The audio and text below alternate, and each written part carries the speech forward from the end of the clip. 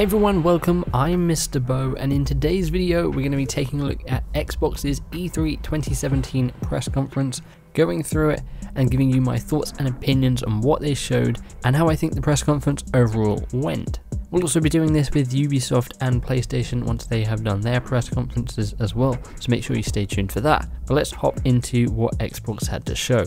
So of course the major reveal was of the Xbox Scorpio, or as we now know it, the Xbox One X. It got revealed the box is smaller than the Xbox One S, which is crazy. This thing is tiny, and of course it does do 4K gaming, and it was priced at $499, a little bit higher than what most people expected, seeing as the PS4 Pro is I believe $399. People kind of assumed that Microsoft would go that route as well, give you more for the same price at $399, but no, they revealed it for $499. But they have been saying this is a premium console for people who want this. It's going to have a premium price, which it definitely does, and if you want 4K gaming at 60 frames per second, maybe you want to get this, maybe you want to get a PC. One thing throughout this press conference is that there were never any actual console exclusives, and what I mean by that is everything that they showed here is also going to be on Windows 10, even if it is exclusive to the console of the Xbox and it's not going to be on PS4 or the Switch, it is always going to be on Windows 10.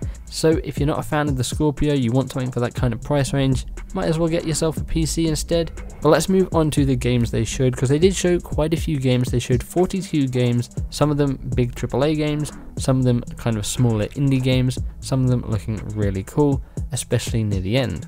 So of course they announced Forza Motorsport 7, which is what they show off the graphics of the Xbox Scorpio. This game looks really cool, but it is again just another Forza. It's got Porsche this time, which I don't believe the last one had, so that's kind of cool if you're into that.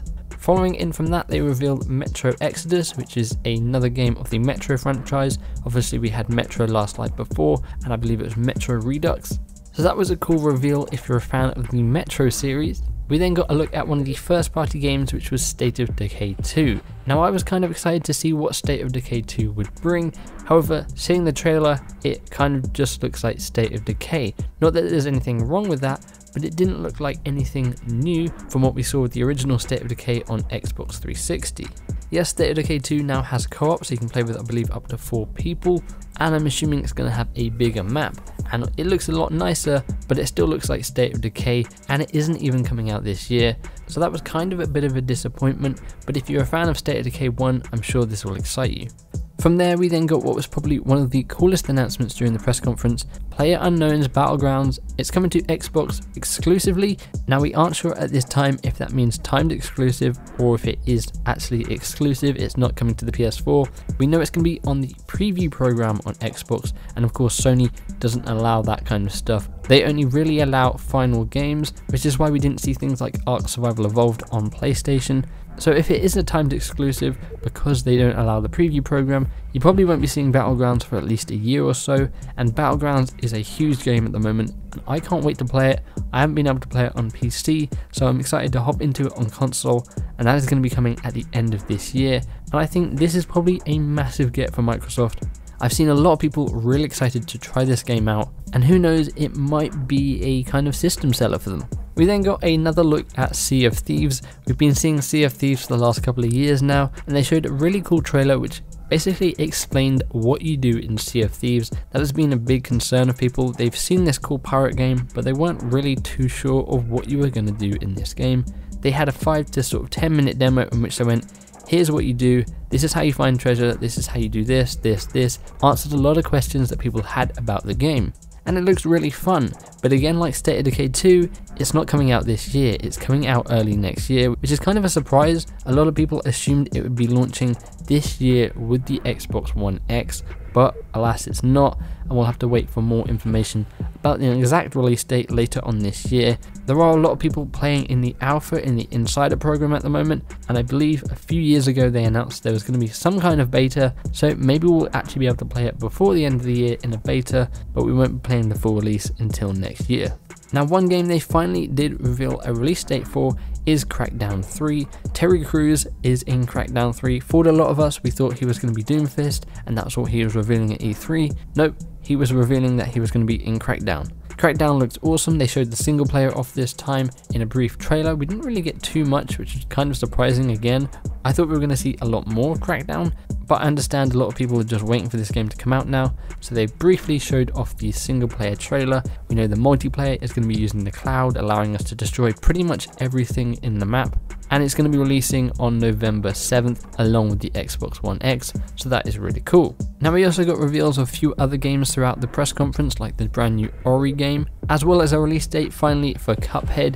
We got a look at a new cool sort of Hunger Games-ish kind of game called The Darwin Experience, which kind of looks like a Last Man Standing kind of thing. Bit strange when we got Battlegrounds before it, but it looks pretty cool nonetheless. We got our first look at the brand new Assassin's Creed Origins. It looks like your normal Assassin's Creed game, just set in Egypt. There's this whole new mechanic with your bird, which you can scout out and pinpoint people before you actually engage in them. They look to have improved the combat system. Overall, Assassin's Creed Origins looks pretty cool. I'm sure we'll get more of that at the Ubisoft press conference, so I'll save my actual thoughts and opinions on Assassin's Creed Origins for that video.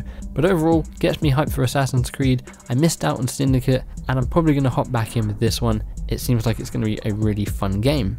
We also got a look at Minecraft. Minecraft is something that we kind of expected to see at this press conference, and they revealed that servers are going to be coming to consoles. You're going to be able to play fan-created content via the community marketplace and join massive game servers, so you can play all these mini games and things, which is going to be really cool. And then they kind of snuck in this really cool announcement: Xbox One, PC and Windows 10 and Nintendo Switch as well as mobile are all going to be able to play together. Xbox One users on Minecraft can play with people on Nintendo Switch. I think that is a massive reveal. Cross-platform play between consoles is something people have wanted for a while. Granted, they've wanted Xbox crossplay with PlayStation, but we're getting there. Crossplay with Nintendo Switch is a really cool feature.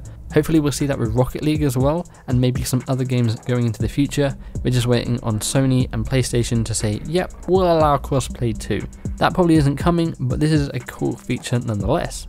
And then they ended the press conference on a big high. EA came out and they revealed Anthem. This game looks super cool.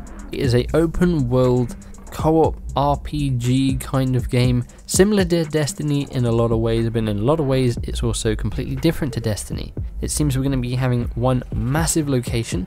It's a third person game instead of first person. You wear these sort of Iron Man type mech suit things that are going to be your sort of power.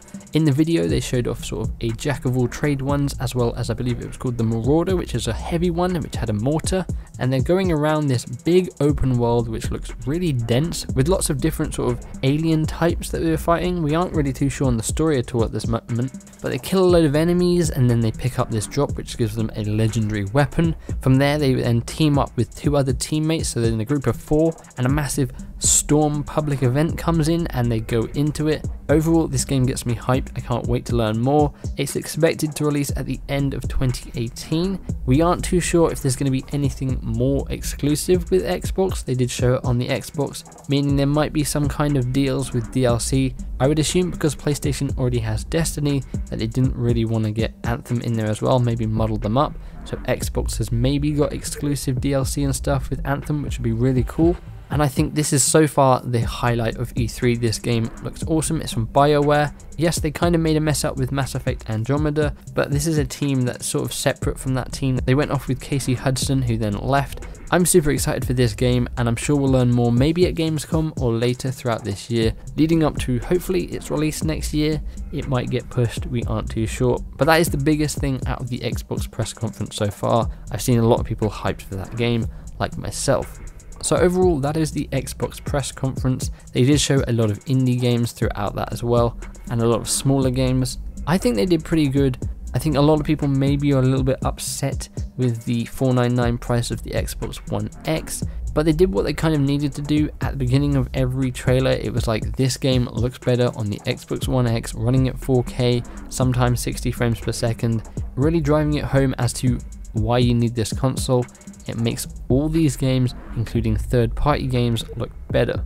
If I was to scale it on 1 to 10, I'd give it like an 8 maybe. I think they could have done a lot more better. They don't really have any big hitting games for this year. Yes, they've got Crackdown 3 and Forza, and that's kind of it. We kind of expected Sea of Thieves and State of Decay as well to launch this year, so they're a little bit sparse on what kind of first party games they have this year, but they are backing it up with some cool third party games like PlayerUnknown's Battlegrounds and stuff like that. So overall, I don't think it was a bad press conference. It could have been a lot better, but it was really cool. You know, it was just game after game after game after game. I kind of got sick of hearing the word exclusive.